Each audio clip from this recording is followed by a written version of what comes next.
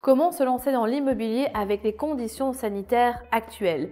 Bonjour à toutes et à tous, j'espère que vous êtes en pleine forme. Ici Elodie, fondatrice de Real Estate in Belgium, un organisme qui a pour but de vous aider à investir dans des biens qui vous rapportent de l'argent chaque mois. Aujourd'hui, j'aimerais aborder un point qui, je sais, en tracasse plus d'un d'entre vous, tout simplement parce qu'avec les conditions actuelles, la crise que nous connaissons actuellement, beaucoup de personnes se demandent si c'est véritablement le bon moment pour pouvoir se lancer dans l'immobilier. À cette question, je vais répondre un grand oui.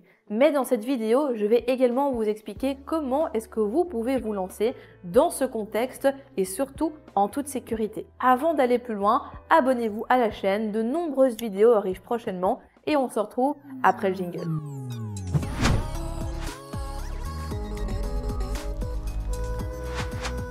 Crise est égale à opportunité. C'est une phrase que vous avez déjà très certainement entendue et elle prend d'autant plus son sens dans la période que nous vivons aujourd'hui. Parce que je peux tout à fait comprendre que vous puissiez avoir quelques craintes, que vous ayez un peu peur. Est-ce que c'est le moment de se lancer? Est-ce que mon bien va se louer? Est-ce que mon entreprise de rénovation va savoir assurer le chantier? Etc. etc. Toutes vos craintes sont totalement justifiées. Par contre, j'aimerais véritablement vous dire que vous pouvez vous lancer en toute sécurité à partir du moment où vous respectez les fondamentaux et surtout les différents conseils que je vais vous donner aujourd'hui dans cette vidéo. Vous savez, depuis la création de Real Estate in Belgium, j'ai accompagné des dizaines, voire des centaines d'investisseurs en coaching individuel, moi-même et avec mon équipe. Et on a clairement remarqué la différence entre l'avant-crise sanitaire et l'après. Et contrairement à ce que l'on pourrait croire, en fait, l'après-crise sanitaire, enfin le pendant, vu qu'on y est encore actuellement, a permis d'offrir à beaucoup de personnes qu'on a accompagnées des opportunités uniques, des négociations qu'on a pu obtenir sur le prix. 5 000, 10 000, 20 000, 30 000, 40 000 euros pour certains d'entre eux. Pourquoi? Tout simplement parce qu'ils ont eu les bonnes techniques et surtout, ils ont profité d'un marché qui était en crise pour pouvoir faire d'excellentes affaires. Donc la première chose que j'ai envie de vous dire, c'est que si eux ont pu le faire, moi-même j'ai également acheté beaucoup de biens immobiliers pendant cette période, depuis mars 2020 et surtout ma collaboratrice Louise a fait de même aussi. Donc vraiment, si nous on a pu le faire, si les personnes qu'on accompagne ont pu le faire, pourquoi est-ce que vous aussi à votre tour, vous ne pourriez pas le faire? Honnêtement, il faut bien se rendre compte que si c'est vous qui ne saisissez pas cette opportunité, d'autres personnes vont se lancer et vont rafler des bonnes affaires qui pourtant auraient pu être achetées par vous. Donc ça, c'est le premier point. Il est tout à fait encore possible et même dans certains types de marchés, certains contextes, de faire encore des meilleures affaires qu'il n'était possible de faire autrefois. Alors j'imagine qu'à ce moment-ci, vous allez peut-être vous dire « Ok, Elodie, c'est bien beau tout ça, mais qu'est-ce que tu fais de la hausse des prix de l'immobilier actuellement ?»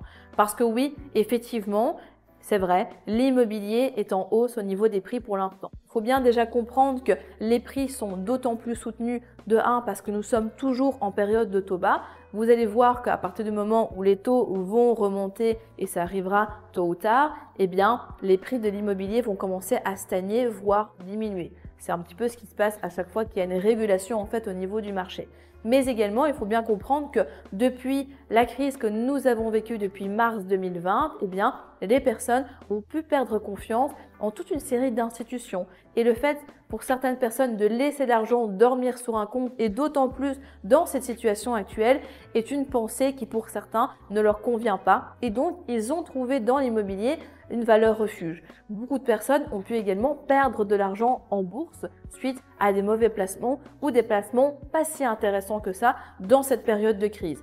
Donc forcément, à partir du moment où il y a une plus forte demande, les prix augmentent. Par contre, ce n'est pas parce que nous sommes dans un marché qui a tendance haussière que pour ça, il n'est plus possible de faire des bonnes affaires. Il faut bien se dire que c'est sûr que si vous êtes novice dans l'immobilier ou, et ça je vous le dis en toute bienveillance, que vous pensez en fait que vous maîtrisez l'immobilier, sauf que ce n'est pas le cas et que vous allez visiter, vous visitez mal, vous ne savez pas quoi regarder, vous ne savez pas comment optimiser un bien, vous ne savez pas comment vous créer une bonne affaire, vous ne savez pas quels sont les prix de votre marché, donc vous ne savez pas si ce que vous avez en face de vous est intéressant ou pas. Bref, je pourrais continuer encore longtemps comme ça. Résumons-le en disant que si vous manquez de connaissances et de formation immobilière, c'est sûr que dans un marché haussier et même dans un autre type de marché, vous n'allez pas faire des bonnes affaires.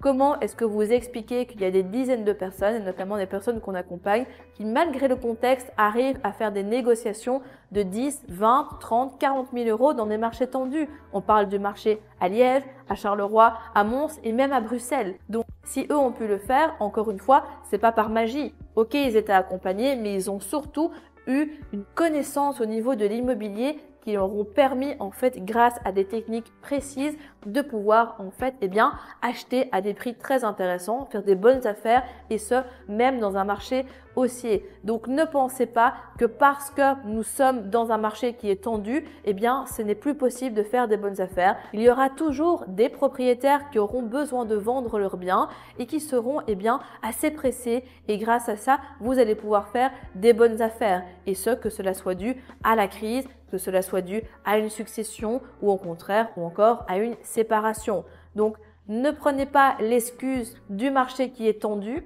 en vous disant que puisque le marché est tendu, moi je sais plus rien faire et c'est certainement pas le bon moment. Non, ça ne fonctionne pas comme ça. J'entends parfois des personnes qui nous disent « Oui, Mélodie, tu comprends, donc dans quelques années, donc là on est sur un marché tendu, mais dans quelques années ça va redescendre et donc notamment si je veux investir sur Bruxelles, dans mes calculs, en fait, je dois attendre 7 ans et 8 mois pour pouvoir acheter un bien immobilier à un prix intéressant et faire une bonne affaire. » Et ce que je vous explique ici, c'est un cas réel, donc c'est une personne que j'ai en accompagnement qui m'a parlé de ça.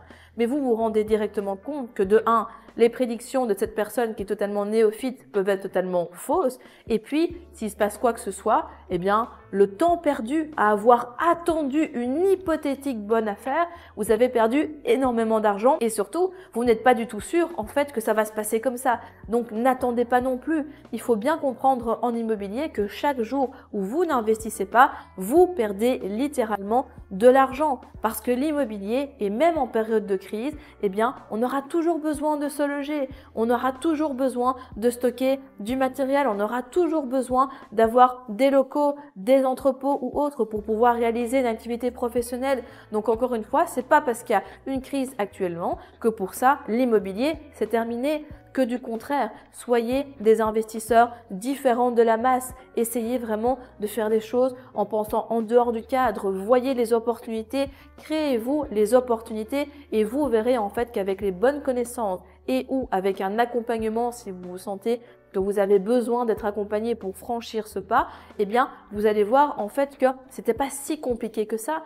Vous voyez, toutes les études de cas qu'on a sorties dernièrement sur la chaîne, ce sont des personnes qui ont acheté en période Covid. Et vous voyez directement les résultats, ce sont des centaines d'euros de cash flow net par opération qui sont générés. Et même parfois, dans d'un marché où actuellement on loue en fourchette basse alors qu'en temps normal, on loue en fourchette moyenne ou haute. Donc imaginez, si les personnes sont déjà rentables en fourchette basse, qu'est-ce que ça va donner en fourchette haute? Et est-ce que ces personnes-là regrettent d'être passées à l'action malgré la période? Bien évidemment que non. Donc ne faites pas partie des personnes qui regrettent de ne pas saisir les opportunités quand elles se présentent à vous. Après, ça va être important, surtout dans un marché qui est haussier, de ne pas être trop émotionnel, de ne pas vous laisser trop prendre au jeu et surtout de ne pas commencer à jouer les surenchères. L'immobilier, c'est un processus rationnel, vous devez être rentable, fixez-vous des limites. Et on peut être tenté de dire « Ah mais oui, mais ici justement comme les prix sont hauts, et tiens cette personne elle est prête à mettre plus, et moi je vais surenchérir, etc. » Non, ça ne fonctionne pas comme ça. Fixez-vous un cadre, ne soyez pas émotionnel, soyez rationnel, posez bien tous les chiffres, analysez tout en profondeur. Et si cela vaut la peine, faites une offre. Et s'il y a des surenchères, soit vous sortez ou soit vous vous arrêtez à un montant donné. Mais n'allez pas plus haut que ce que le bien ne vaut réellement. Ça va être également important de malgré tout faire le point avec votre banque. Actuellement, il y a des secteurs qui sont évidemment plus difficiles que d'autres à faire financer. On pense notamment au secteur de l'horeca, du tourisme, les métiers de contact également, les métiers d'événementiel ou encore liés à la culture. Ça sera plus difficile de se faire financer. Attention que j'ai dit plus difficile et pas impossible. Si vous avez des bons effets de levier derrière vous, comme une mise en gage, un nantissement ou encore de l'épargne à injecter dans votre projet, il sera possible de vous faire financer. Par contre, et c'est là que je veux en venir, peu importe votre métier, peu importe votre situation, prenez rendez-vous avec un bon partenaire financier pour étudier les possibilités.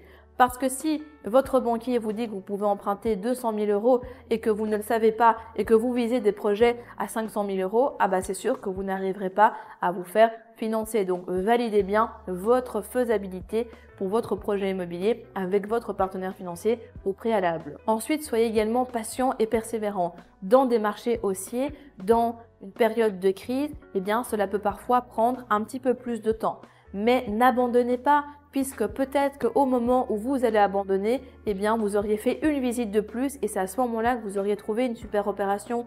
Donc vraiment, soyez patient. On est dans une période difficile, on est dans une période qu'on n'a jamais connue auparavant et donc forcément, il va falloir faire preuve de patience, de résilience et de persévérance. Et puis, vous verrez qu'au bout d'un moment, vous allez pouvoir trouver ce que vous souhaitez. Donc vraiment, ne vous jetez pas non plus sur le premier bien immobilier que vous voyez qui a l'air d'être convoité par d'autres personnes parce que ces personnes n'ont peut-être même pas le niveau de connaissance que vous avez et peut-être qu'elles vont faire une mauvaise affaire. Donc vraiment, faites attention à ça et soyez véritablement patient.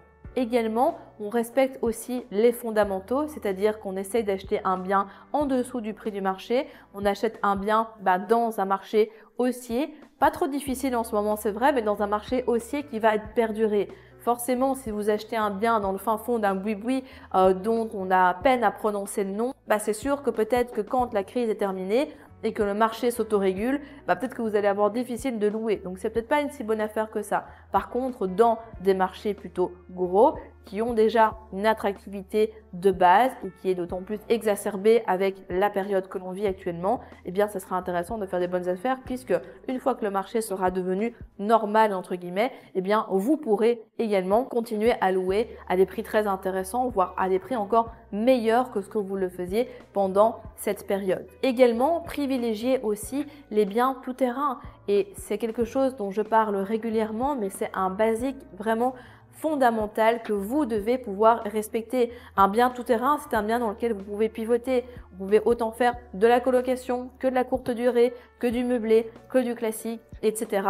De sorte que peu importe la crise, peu importe les réglementations, peu importe ce qui se passe, vous pouvez toujours pivoter et changer de mode d'exploitation. Et d'ailleurs, les personnes qui ont respecté ces fondamentaux et ce fondamental-là, eh bien, elles ont pu être tranquilles pendant le premier confinement de mars 2020, tout simplement parce qu'elles l'avaient anticipé et si elles avaient un bien en location courte durée, eh bien, elles l'ont pivoté en location classique, moyenne ou longue durée et au final, elles ont quand même été gagnantes. Faites en sorte que votre bien aussi, dans cette typologie de bien tout-terrain, soit rentable en toutes circonstances, évidemment. C'est le but. C'est pas le tout de savoir faire plusieurs modes d'exploitation. Il faut aussi pouvoir être rentable avec minimum 50 à 100, 150 euros net, idéalement minimum de cash flow chaque mois en location classique pour que vraiment vous puissiez continuer à gagner de l'argent ou au pire des cas être à l'autofinancement mais pas dans le cas inverse où vous perdez de l'argent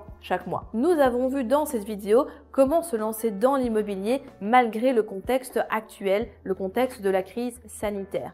Nous avons donc vu que quand on respecte les fondamentaux, que l'on est formé, que l'on sait comment optimiser, que l'on connaît son marché, bref, quand on maîtrise vraiment les basiques, les fondamentaux, il n'y a aucune raison que l'on fasse une meilleure affaire. On a vu également que malgré la période actuelle, l'immobilier reste une valeur refuge et que l'on peut encore obtenir, et même dans des marchés tendus, des belles négociations.